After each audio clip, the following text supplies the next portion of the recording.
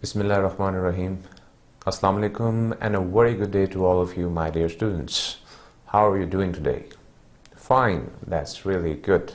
I believe all of you everywhere are doing well, and I wish you a very good day. This lecture is coming right after we have discussed the introduction to report and overall structure, each and every section alongside all the examples of each section. We looked into it, we analyzed it, and now we know how each and every section is supposed to be structured. And moving onwards, what kind of planning is needed on first-hand basis. Afterwards, you can just actually go through the actual writing process. So we looked into each and every component, and if I take you towards those things, talking about the flashback of the previous lecture, so we had a good discussion on the discussion section of the report, the way it is supposed to be structured and what kind of planning is needed, what is supposed to be covered.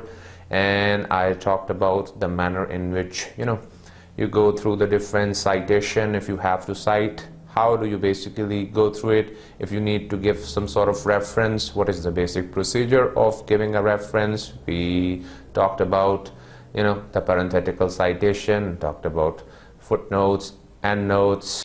So there are different means, and you can go through each and every one of them. You can go into the details as well, and I gave you the reference of Microsoft Word as well, that it's a good tool. It will help you in each and every moment of your report writing process.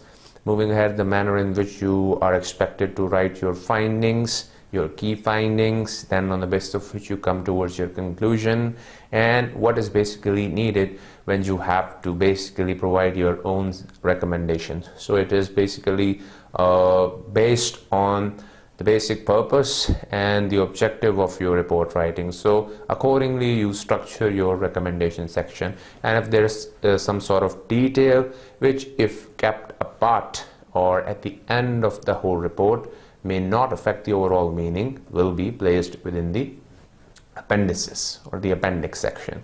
So in this way we looked into the structure of report, and there are few other things which can be discussed here while we had this slide visible in front of you all, because I would like to mention it. It's quite important, and it will be quite helpful, especially when you will be going through the process of report writing. Basically, that part of report writing in which you will be documenting the other sources.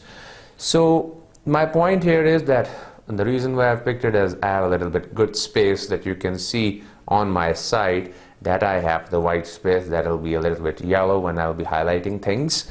But the point here is, for example, if you have to give a reference of some sort of work which has been written by two authors, so of course that requires that you give a reference of both the authors, meaning you are going to mention their surnames. Now the manner in which you basically cite their names or give their reference are divided into two categories. Within the text, if you do it while, like, according to the name of two authors are A, one author is A, one author is B. Just for simplification, you can also say that, be it one author Ahmed, the other is Ali, or one author Dilawar, the other author is Bilawal, and so on. You can think of any name, but for simplification what I'm saying is that one author is A and the other is B.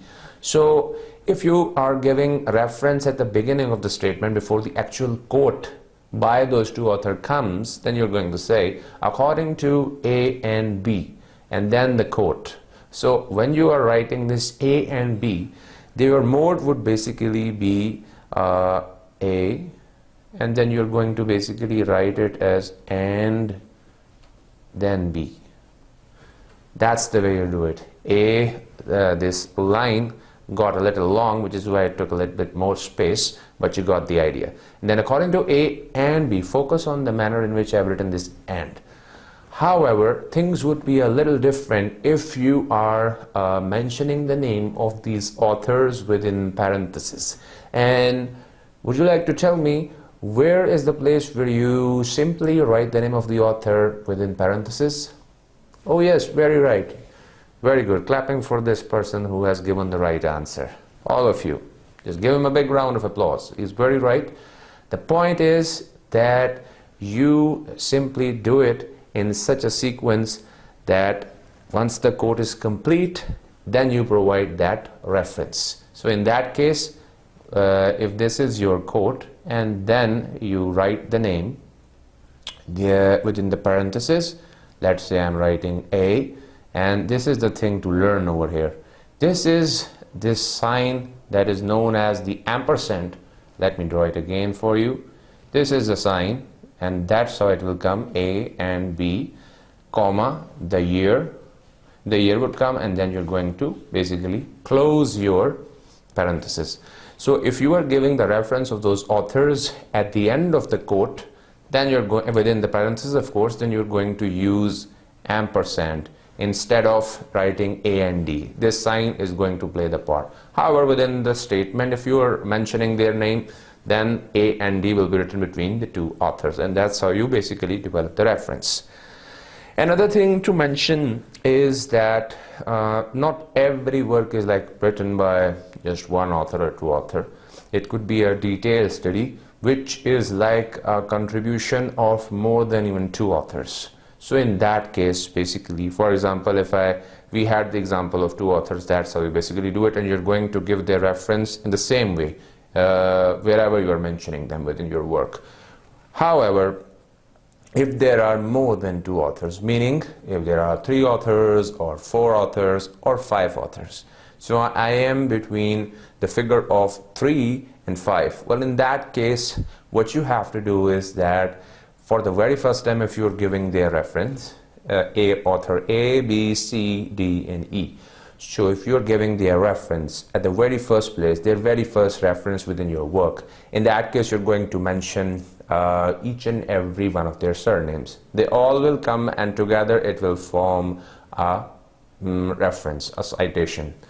However, the next time within your same work, referring to the same 5 authors and their work, whenever you will do the same thing, then you only have to do is, quick tip for you, A, meaning name of just the first author, and afterwards E-T and A-L. Small e, small t, small a, and L. You have probably seen it as well within italics, and then there is a small dot of it.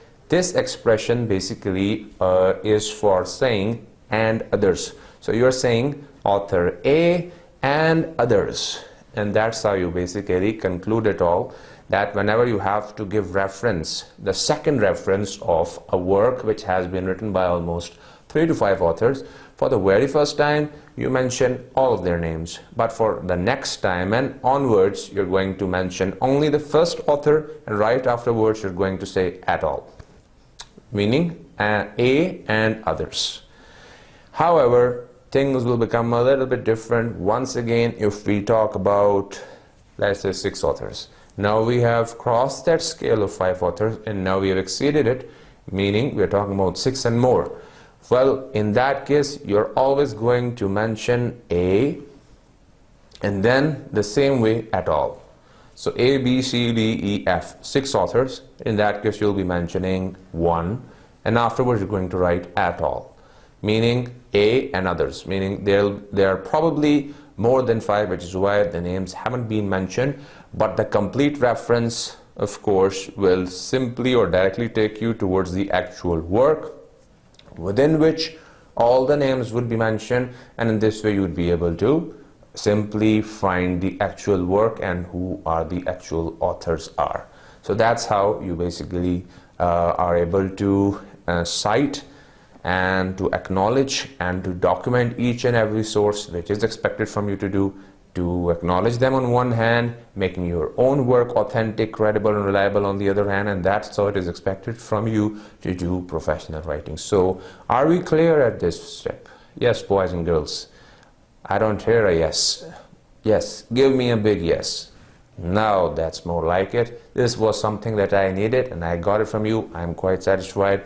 Now whenever you'll be simply writing, you'll be going through the actual writing process, you're going to remember these minor tips which are going to make a difference, a good impression when you do the actual writing. So make it count. That's why I did all the practicing and all the drawing that you can see on the slide as well. So remember all the points that we had just discussed. Another quick tip, because that is also quite important as well. For example, there are two authors with the same name. For example, two authors have the same surname, like Ahmed. Even I have the Ahmed, which is why when I can give a reference to my brother. So we both have the same surname, being the sons of the same father, of course. He had this Ahmed as well, so we have Ahmed as well. So our initial name, of course, is the difference. The first name is different, he being Nayab Ahmed and I am Anmol Ahmed. So if it's a combined work of we two brothers and we have to, or someone has to give a reference of both of us, so it'll cause a little bit of confusion if we are being referred together, because Ahmed and Ahmed. But to simply differentiate the two, what you can do is that you're going to use our first name initial, meaning for me you can simply say A Ahmed, and for him N Ahmed. So in that way you basically are able to differentiate and give a reference of both of us together, although we haven't written something together, to be quite honest and frankly speaking. But this is just for you to just have an idea how you basically cite or give reference of two persons or two individuals or two researchers who have, by coincidence or by naturally, same surname. So that's how you're able to differentiate between the two. Another situation where a single author A, has written multiple works within a single year, meaning let's say if that year is 2000, author name is A has written 3 works within the year 2000, and now if you have to give a reference of each and every work, that can cause a little bit of problem, because you're simply going to say author name, year of publication. So how would we be able to simply differentiate between all of them? So there is a quick tip for you once again, that if you have to give a reference of like those works, you're going to use the small alphabets, the small letters, small a, small b, small c, to make a difference between those 2-3 works who have been written together, or I would say within the same year basically. So 2-3 publication in the same year of the same author, single author, if needs to be cited, then you basically use alongside, like I am making a bracket 2000, this is the year, and I am giving a reference of one work as writing A. Alongside this 2000, if I have to give a reference to the second work, so I'm going to write alongside 2000 B. So this is the way I'm giving reference to the second work. And in the same way I can write 2000 and C, which is going to do the thing for you. So this is the basic point that I wanted to mention here, although I have like used the whole space here, but most of the points have been made clear as well.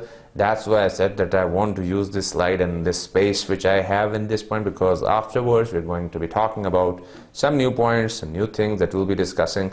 But over here I'm pretty much satisfied I have covered, and I have told you most of the things which are very much important when it comes to documenting the sources, because you always are wondering how to give a reference, what are those things which are written, like on every book there are references within parentheses, name of like people alongside some years. So this is what they are doing basically. They're also documenting, making it more authentic, acknowledging the sources. This is what they do, and that's what professional writers do. And this is something which I expect from you to do, and which you will be doing as well once you enter the professional life. So I wish you all the best for it as well.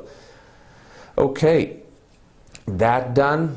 Cue for you, you know what you have to do, because like I'm about to take a start with what we'll be covering within our today's actual session. But you got all the tips that you need for writing your own report.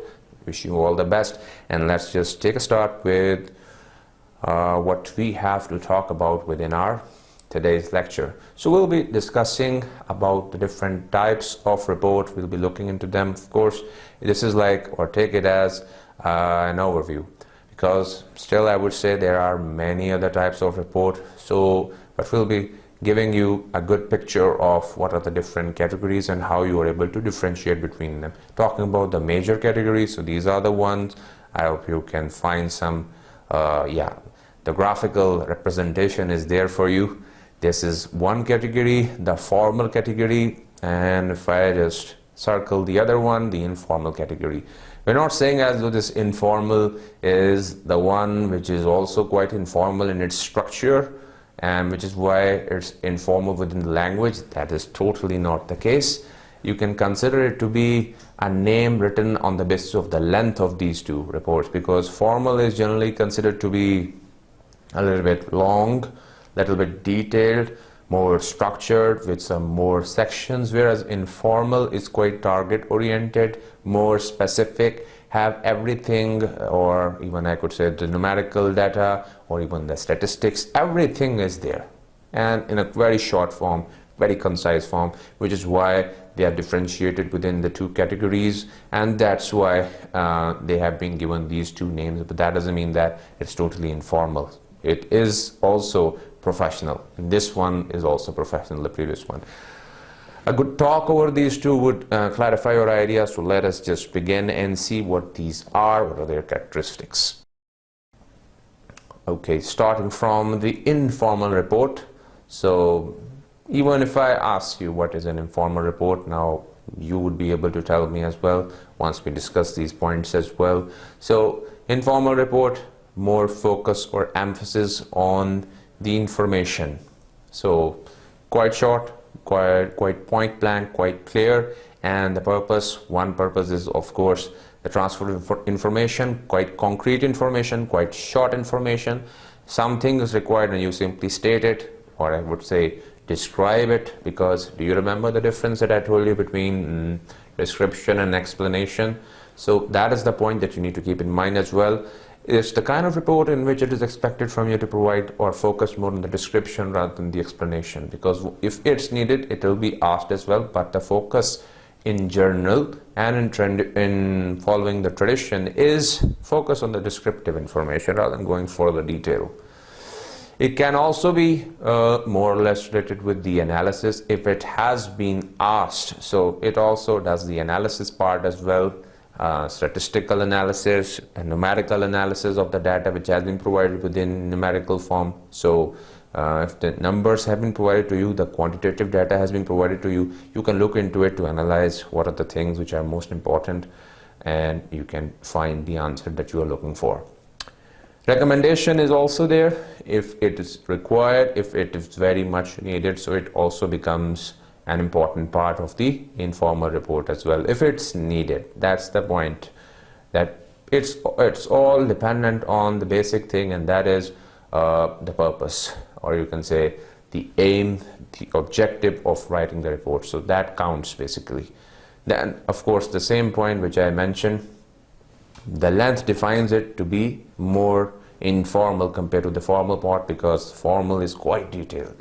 And I'll be discussing it, you'll get the idea, and even I would say that it'll be your own experience as well to write a formal report. A formal report at your own time as well. I was just wondering whether I may not be mixing up the two things, but I'm quite right. You basically have to go for the formal report because it's detailed and it's expected from you to come up with some good relevant detail when you'll be submitting your own report as well. So over here what counts is short form, short length, more formality, to the point facts and figures shared with students, deals with everyday problems and issues, as you're going to see within the upcoming slides as well, the kind of categories which fall within the informal category of report. So they are more or less related with the everyday problems and issues that we face, and we try to find out the solutions of all those problems. So this is something that we are doing, and this is something which is expected to be done by writing an informal report. Moving ahead, usually written for the kind of readership with usually written for readership within an organization. This is the way it is supposed to be read. I was just taking it some other way and some other meaning, which is I was getting confused at what is it written, although written by me of course, but sometimes we can get confused while delivering a lecture, imagining things as well.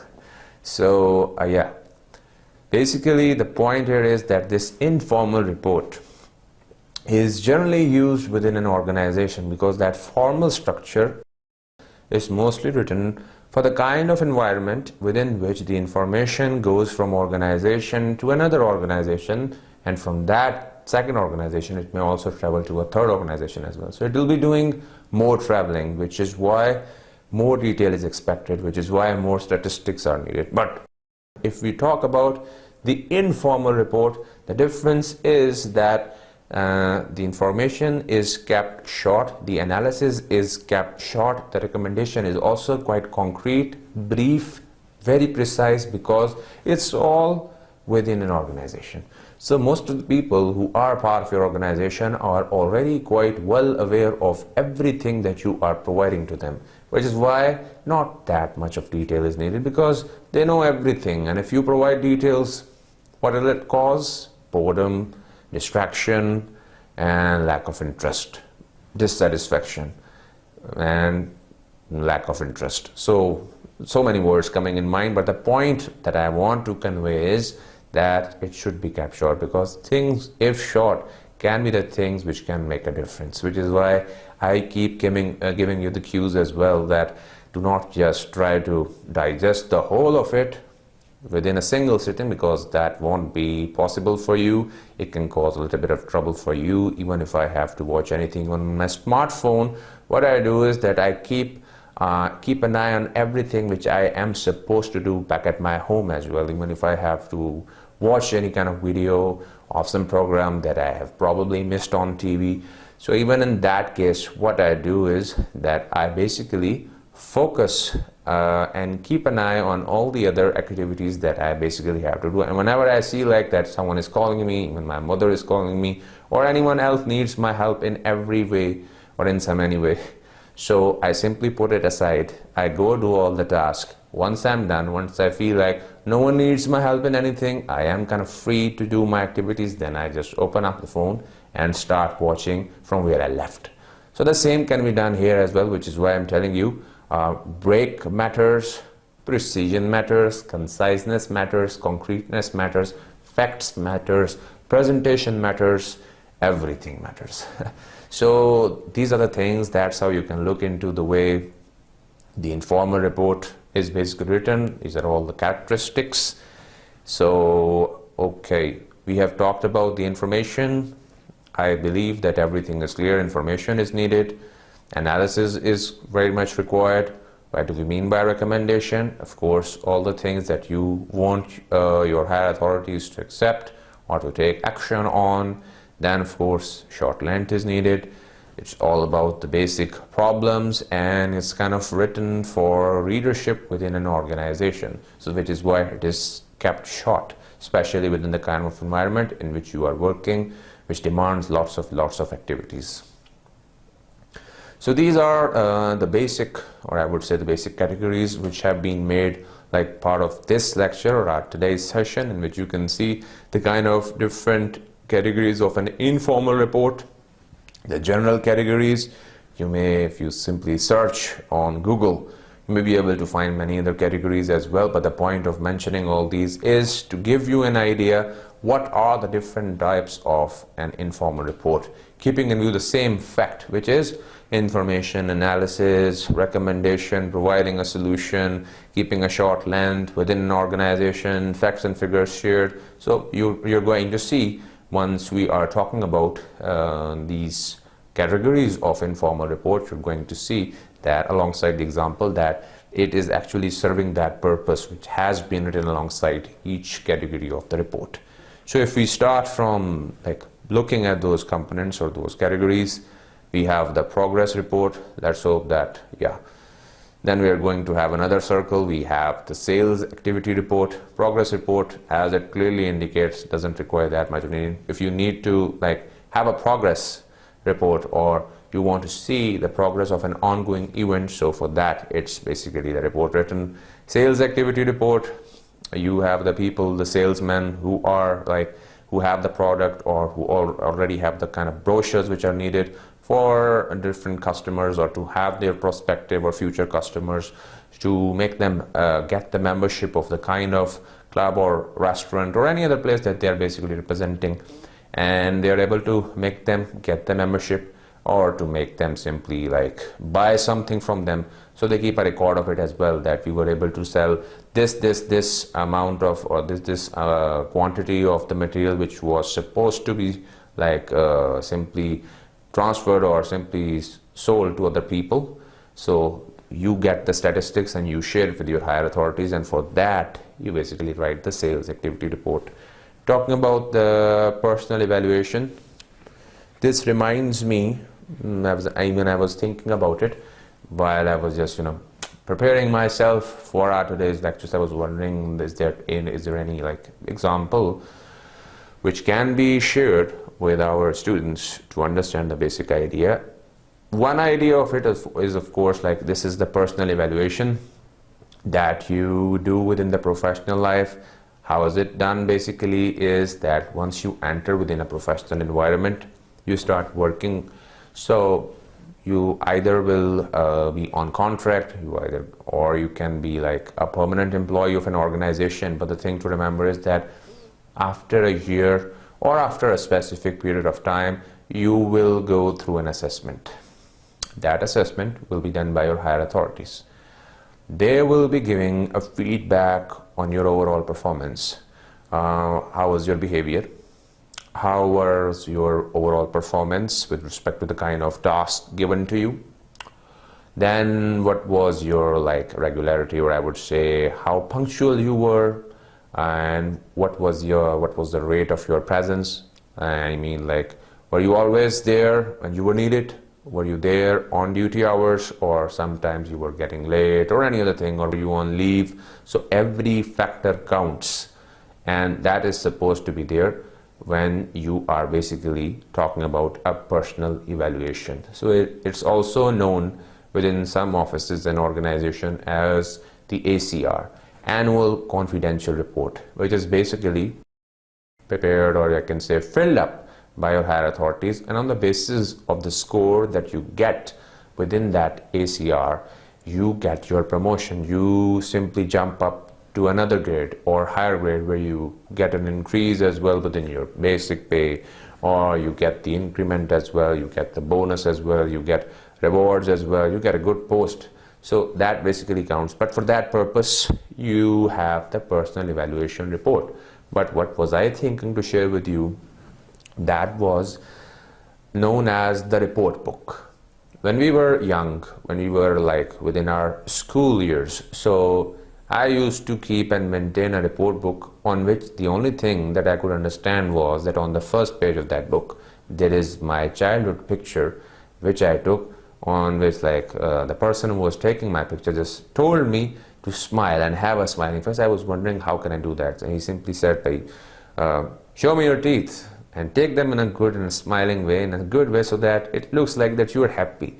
It was a like tough task for me, that it was like my first ever picture, the way take that blue background pic, which is supposed to be submitted within alongside all the forms with which you basically apply for any kind of job. But it was a new experience for a 4-year-old or a 5-year-old or a 6-year-old. So it was quite like a different experience for me. But the point of mentioning it here is that it was clipped or stapled within my report book, and I used to turn over the pages to see what's there written within that report book, and I could hardly understand anything except for lines, horizontal and vertical lines. So, and there were some numbers written over there. I could see and understand a little bit of names of the subject, and I would say, yes, these are the names of the subject that I'm reading, but why so many numbers? So, but basically, that was a report as well, which I couldn't understand at that time, but my parents were of course maintaining it to simply show it to me when I'll be a grown up. So that's why I'm able to remember it, and maybe that's why I'm able to share that experience with you as well. That, my dear students, is also like, what is it known as? A report book. So that's also a report, and I would say that it's an example of a personal evaluation report as well, which is basically meant for our parents to see the way their child is performing, and on the basis of which they need to do whether more hard work, or give them the reward, give that child a reward on the basis of the hard work which he or she is doing. But the personal evaluation report is used in such manner, and look at the way it was being used at such a young age. So this is how it's so important. So much work or so much talk over it even at this time, but it will help you once we move ahead to the upcoming slides, because most of the things would be clear to you. Financial report. Financial report, my dear students, is basically the one which is more or less related with, once again I need to give you a scenario. You want to buy a car, or let's say buy an apartment. Now you believe that the amount, or it's quite expensive and it won't be possible for you to make the ends meet to be able to pay the whole amount, the lump sum amount all together at once to buy that thing, or to simply get hold of it, get its ownership. What bank does is it simply gives you the offer that they are going to give you the loan, and that loan will simply help you to submit all the installments together, even sometimes the down payment. I have a little bit of doubt whether they give you the amount for the down payment as well or not, but for the rest of the installments they're able to give you the kind of payment which is required. Afterwards they make a plan. That plan may have a duration of 5 years or 10 years, but within that plan it's clearly stated that after a month what kind of amount is supposed to be submitted to that specific bank in order to simply return back all the loan which has been simply taken by the bank. So the money which you have borrowed, or which they have lent to you, now it's time to return it back, but it will be returned back the way it's more feasible for you. If you are getting a monthly salary of some amount, and from that if it's possible to return it back to you, of course you will accept the offer, and for that purpose they basically prepare their financial report. So the kind of scheme that they prepare for you, that you have to complete, that on monthly basis you have to return to us 50,000 I mean, or 60 or 40, it could be any amount, but on monthly basis it will be done, and on the basis of which for a period of 4 to 5 years you have to submit that amount on monthly basis.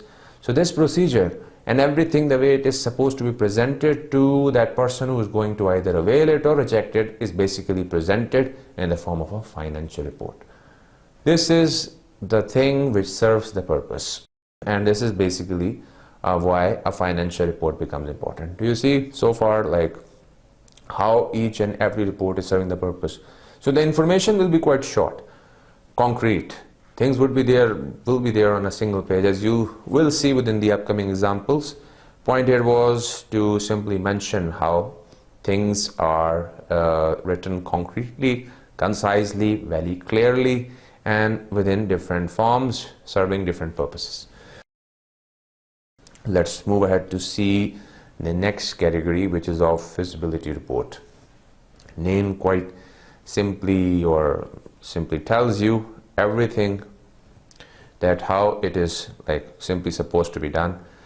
Feasibility is simply all about to have a feedback on whether this method or this mode which has been chosen to carry out and in order to deal with the problem, to how much extent it is feasible.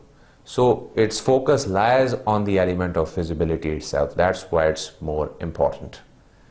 So this is the basic point which I can just share with you to have a good idea what basically feasibility report is all about. If you look at the word itself, what you have to basically do within this report is to talk about the methodology which has been chosen to carry out an experiment, and to talk about whether this thing actually is feasible to be applied.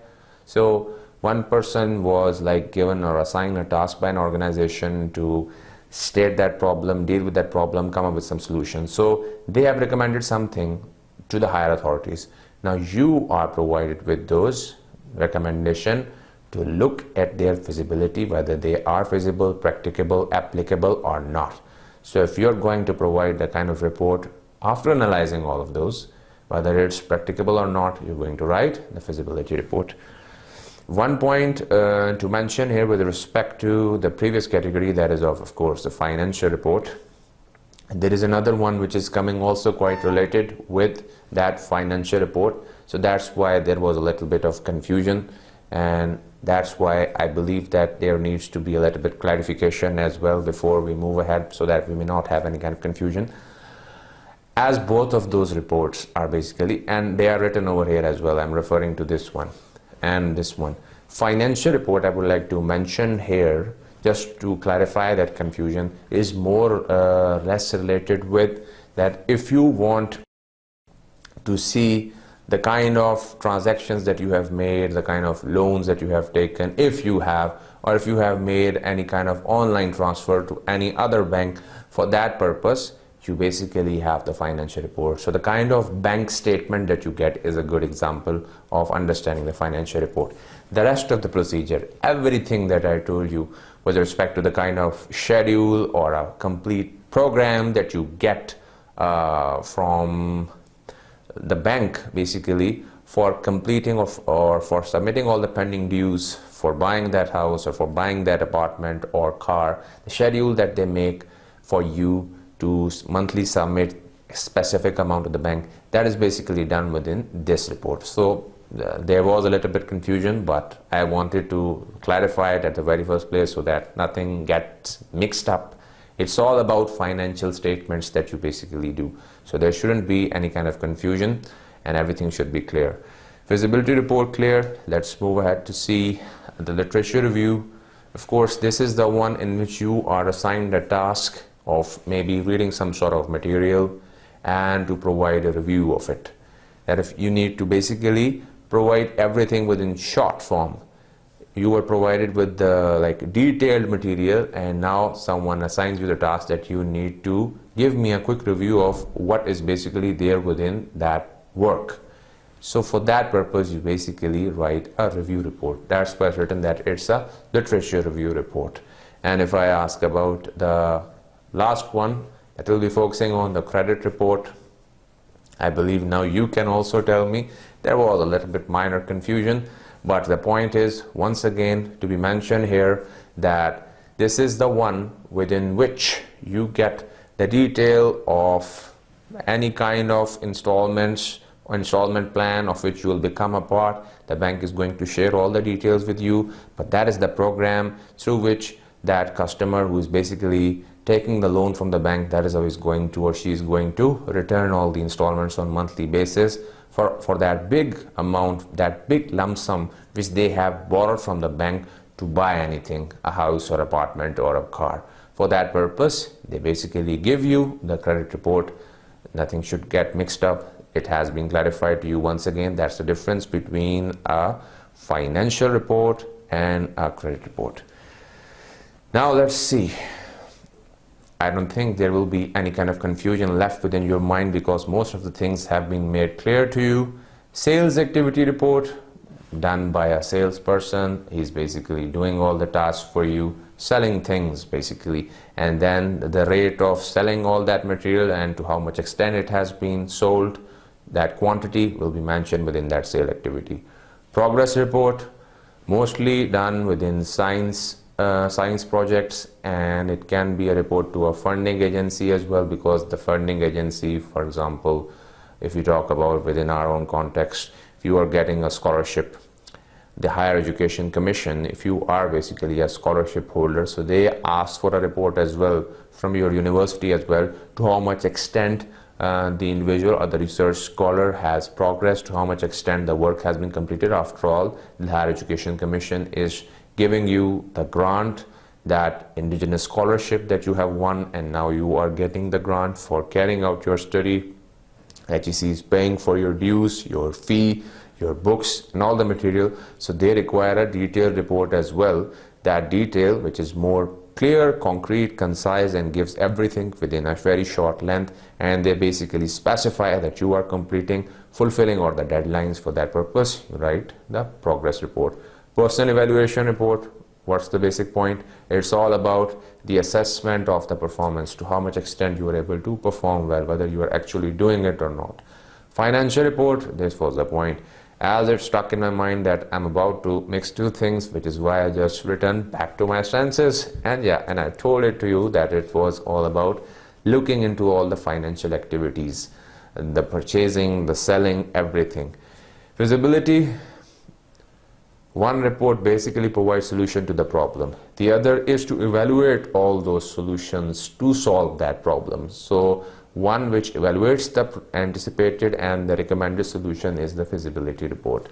And the credit report, we had a good talk over it. Even now, if I ask you to talk about a credit report, I don't think you're going to have any kind of issue to understand what it basically is meant for.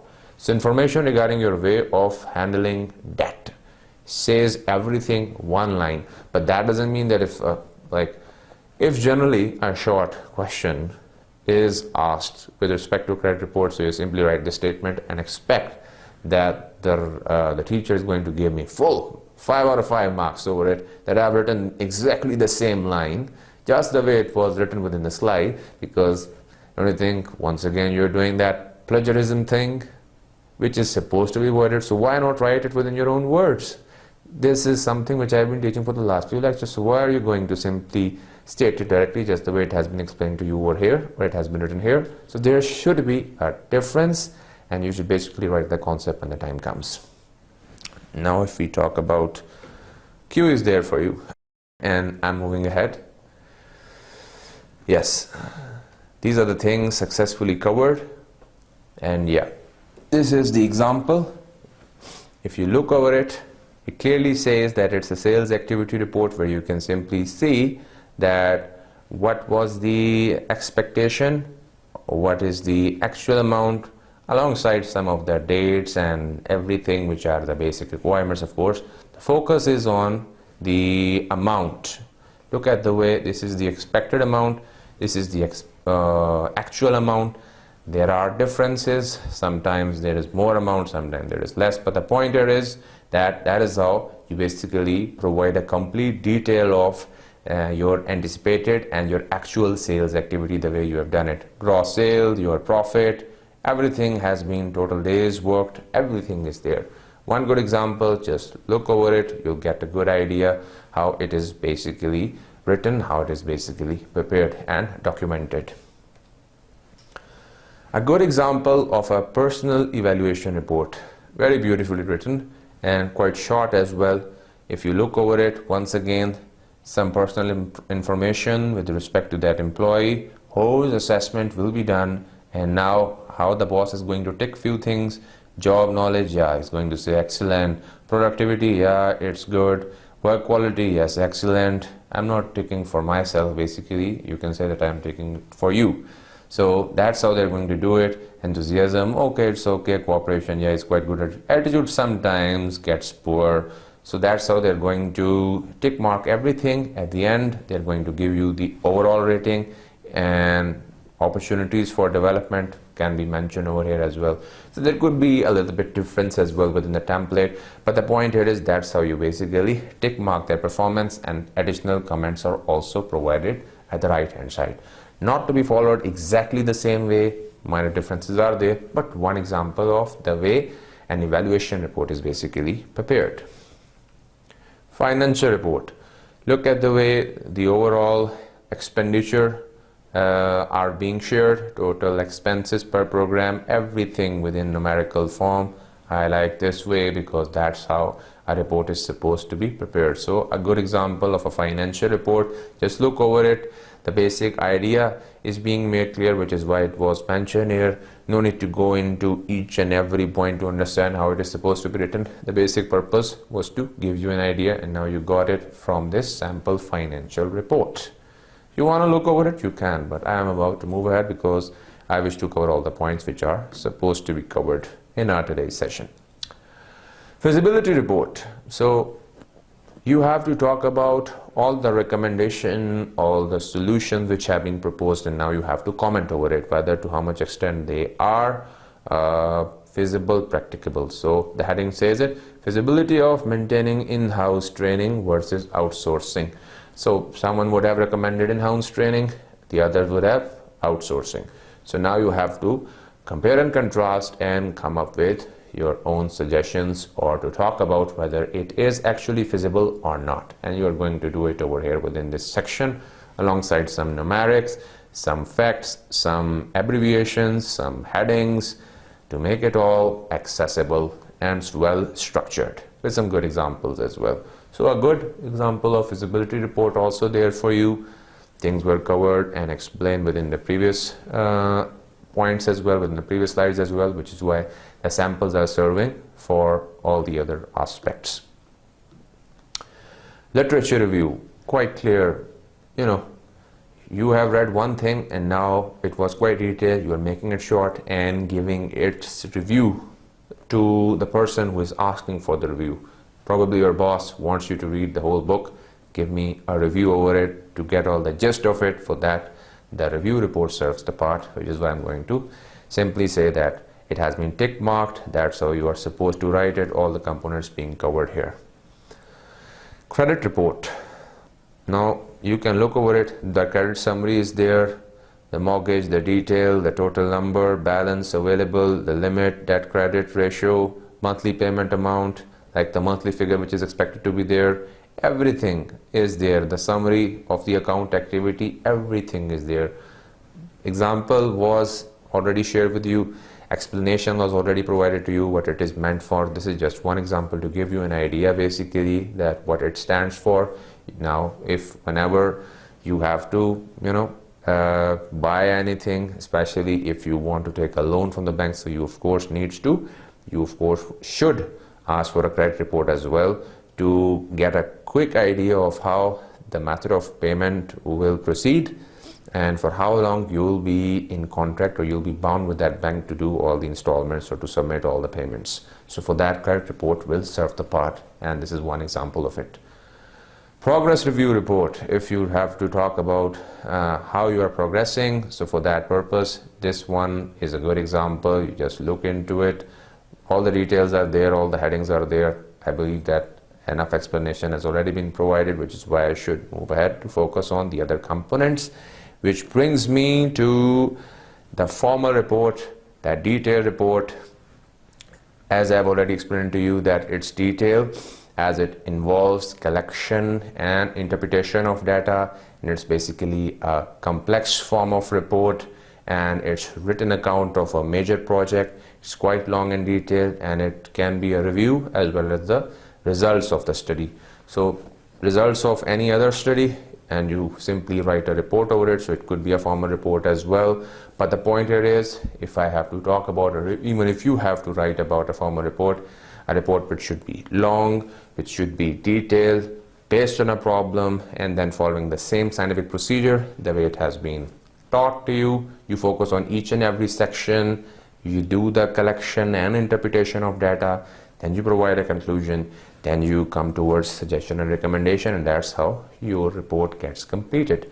So if we talk about collection and data interpretation, complex form of report, yeah, all the points have been covered. I don't think there will be any kind of confusion. So if we talk about the basic categories of a formal report, it's basically divided in three categories. We have the informational category, we have the analytical category, and lastly we have the recommendation form of this formal report. Now if we talk about each and every one of them, starting from the informational report, as the name clearly indicates that it's all about and it focuses on the provision of information. That it was, don't you think, also there within the informal category? You will be wondering, it will be there within your mind. Yes, quite right, that means that you are thinking, and which is why these things have been entered in this manner as well, to make you think, because this thinking is the basic purpose to initiate within your minds. Yes, information is there, because if the information is not there, that means that you're not even writing a report. So information will be there. The difference is that over there becomes a little bit more concise, more concrete, quite more clear. But in this case, you need to go towards the details. It should be long. It will not stay within a single organization. It will be traveling. It will go from like organization to organization, and the purposes will simply indicate that why it is supposed to be in such a good detail. For example, with respect to an ongoing event, if you are being asked to write a report, an informational report, so you have to talk about the status. Every time when I am making a tick, this marker does the opposite and makes a cross. But you'll get the idea what basically is happening. I tick mark it and it simply cross marks it. So the point remains the same, that it is basically used to share the status of an ongoing event. If you need to provide the updates for some event, once again you're going to write the informational report.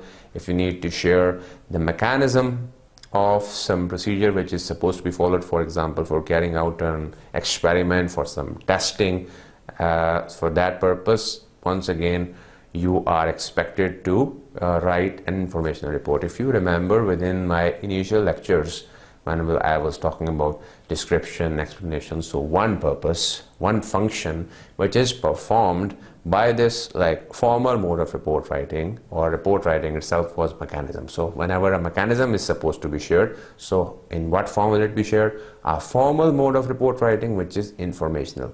So for that, mechanism will be achieved as well. If you have to share the results, which is after all the information as well, informational report, the focus basically remains on the outcomes, because outcome will be shared on in the form of an information. So the focus in this report, or in this type of formal report, is on the outcome. So outcomes should be based as well. It's an outcome based report, OBR. So this is supposed to be there within your mind. The OBR which I have just mentioned, I hope that you may not remember. In case of the informational report, outcomes should be the focus and should be there within your mind. For example, the kind of report which is basically written on bills, why there is an increase and a rise in the prices of bills of electricity all of a sudden. So if you are writing a report, an informational report, so first of all you need to provide an information that on one hand, of course, why there is a rise all of a sudden in the bills. Is it due to the shortage of electricity? But for that purpose, even if you have to talk about the reasons, first you need to collect the data by mentioning that what is the average rise in the fuel prices or electricity bills, and you're going to give some examples as well by collecting the data first, and then you'll report it. Report on bills will be provided once you'll be asked to provide an informational report. You'll collect all the bills and then you're going to make an average that this is the average rise in the bill prices of electricity. So status, updates, mechanism, results, outcome, and this is one example that I shared for you. This is the way you write an informational interview report. Of course, in case of interview report, you are the interviewer and you are interviewing someone. In that case, you have the leverage, you have the space of using the first person, just the way you can see the letter I over here, but in journal, it is always preferred to keep it objective. So you can only avoid the subjectivity by avoiding the use of I. If you are avoiding I, that means you are keeping it neutral, impartial, unbiased, and that is expected within your report, even if it's informational or any other category. But in this case, of course, you have the space of using being the interviewer. Analytical report, the name says it all. You are expected to carry out an analysis of the outcome to draw a conclusion. Focus over here is on the interpretation of what actually happened. Over here, you need to interpret as well, and then you can only do the interpretation of the results, because what happened is basically after carrying out the analysis. So what happened, and then you simply interpret it. So interpretation of everything, you went through the process and you got the results. Then you analyze the results on the basis of which you interpret, and then you provide the discussion. So in this way you are able to write the analytical report. The focus would be on the analysis and on the results and their interpretation. So results, and one example of it is that, for example, why there is a rise in traffic accidents, why they are happening.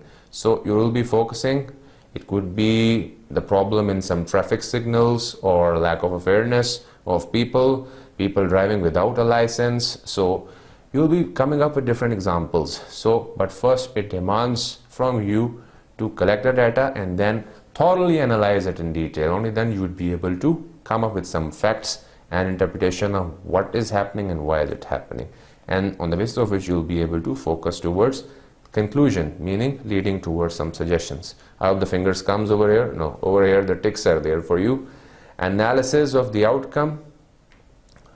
Interpretation of what actually happened, meaning focusing on the results. One example here for you with respect to the traffic accidents, you were able to explain it, and your focus should be that it may lead you towards the suggestion section. One good example here for you to understand all the basic points so that you may not have any kind of trouble. With respect to the recommendation report, this is the third category, of course. Over here, the point is that you advocate a particular course of action, quite similar to the one that we studied earlier, which is all about like whether it is feasible or not. That was short. Over here, you may have to come up with some facts, some detail, because it belongs to the long category of report. So whether a particular course of action should be taken or not, over here you either have to go in favor of it or against it. So for that you write the recommendation report. Presentation of results supporting recommendation. This is basically the point which you do as well. So you kind of present the results which either go for the recommendation or against it. So it will be up to you. But over here, like the focus is on like supporting thing, the orientation is towards, as the name also says it, that you go for recommending what has been provided to you. A particular course of action has been like achieved, it has been concluded, so you basically emphasize and focus on that these are to be focused on, these are the actions which should be initiated. So it supports a particular course of action. Quite similar to the analytical report, because you are able to extract all the findings, you interpret them, but one point is that analyzing something is not the same as recommending it. Over there, focus was on, like if you remember even the point, more towards the interpretation of what was actually happening. But on the basis of which, if you get the results and then you recommend and you suggest that this action should be taken to avoid those problems, that means that you will be writing a recommendation report. So tick yes. Advocating a particular course of action, presenting such results which may support your recommendation, quite similar to an analytical report, but the difference is over there you were just interpreting, over here you are recommending as well. That's how you do it. One good example, you can look into it as well. I want you to come towards the last stage, which is of course the additional form of report. Just touching them because we are almost up with time.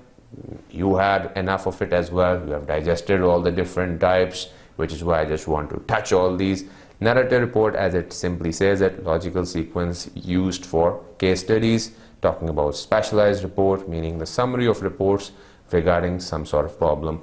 One problem on which different reports have simply one problem was dealt with in different forms of report, and if you read all those reports and provide a summary of it, it will be a specialized report.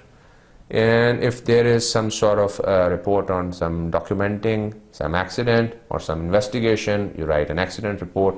And for a non-chronological report, discussion of different aspects regarding a subject or a non-fiction book, quite clear. So you can look into the detail of these types as well, but focus on those major ones because those are the important ones, as I have already given their practical significance to you as well. And this brings me to the end of our today's session. You got the types as well of the informal and formal. You can apply them, focus on all of them. I'm not saying that if that is informal, that means it won't be used. Every one of the type is used in practical life. So go through them, look for the example. You'll find many good examples here. I collected a few for you. You can look into others as well, which may probably be even better. But with this, I'll conclude the session, bring it to the end. Hope you enjoyed it. With some breaks that you took, of course, I'll be expecting that from you as well, because I'll be taking the big break right now and I'll be preparing myself for the next session. But till that time, take good care. I'll see you in the next session. Till that time, Allah Hafiz. Assalamu alaikum.